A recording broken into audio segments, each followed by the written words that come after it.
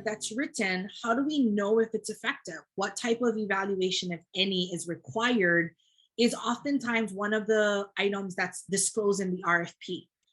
So again, several questions that I've included here on this slide, just to consider as you're undertaking the evaluation component.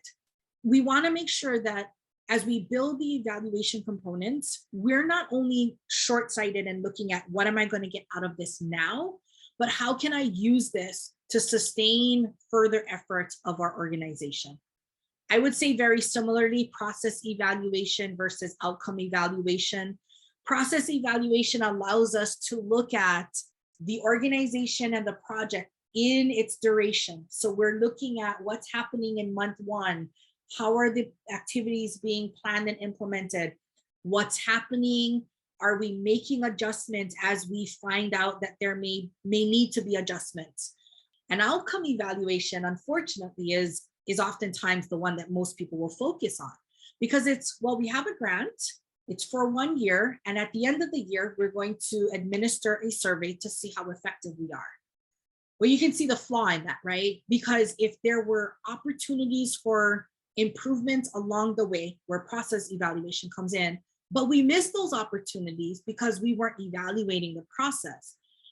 The next item on our presentation is actually related to evaluation. So we look at logic models for the purpose of it showing how we graphically, visually represent planned activities and anticipated outcomes. So our project narrative takes us through, it explains what we are going to do, how we are going to do it. So here is a logic model, very simple, that the state RFP has included. So what we want to start with in this logic model is identifying, and all of this information should be included in your narrative, right? So what are the problems and the related behaviors? Oftentimes we can talk about risk and protective factors. They don't always need to be written out as risk and protective factors. There's another example where we don't even use those terms. We just look at what are the planned activities that comes under the program in this example. And we look at what are the desired outcomes, short-term outcomes, long-term outcomes. I'm going to go to budget narrative. There are certain templates, and just like the other advice I gave you, if a RFP includes templates, please use them. Couple of questions to ask yourself: is there a match required? Must that match be in cash? Sometimes there is a match, but it doesn't need to be in cash. And you can use salary that's provided from other sources to serve as a match. You can use in kind through the time of volunteers or donations from others. That's also part of what goes into the budget, and you want to be mindful of as you build that budget. Another common mistake that we want to make sure that you avoid: verify that the expenses you include in your budget are allowable. There's nothing like writing a budget for what you need and finding out at the end that half of the expenses are not allowed by the funding source. You want to double and triple check your calculations. Sometimes, even though they provide you templates, the calculations, the formulas may not actually be working or built in.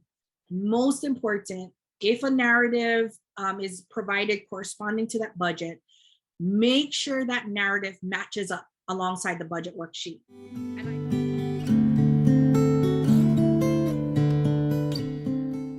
Here, sustainability.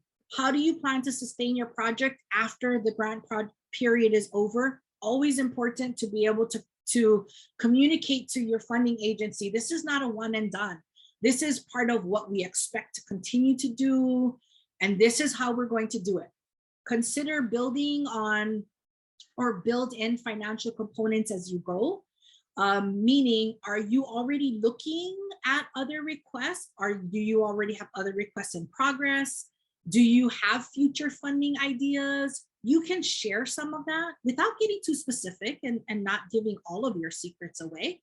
But the funding agency will want to know, if this is successful, are you going to be able to sustain it? And then outside of funding, also important to build your internal capacity as you go. How do we use the current proposal to achieve efficiencies within the organization? And sometimes it is hard, but we need to let go of other things, transition staff, bring them over, and they can sustain this new project that has now been proven to yield these results. You can also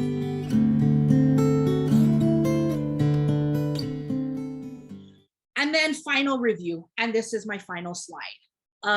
Have you shared your story authentically? A reader can tell how bought in to your own proposal you are based on how it was written.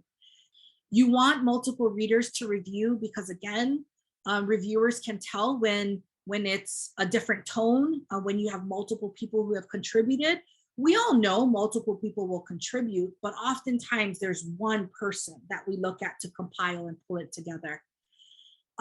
Check for common mistakes. Nothing more than a few minutes to run spell check or grammar check. There's also different projects, softwares for grammar checks nowadays. And before you submit, and this should be done way before, clarifying the day and the time.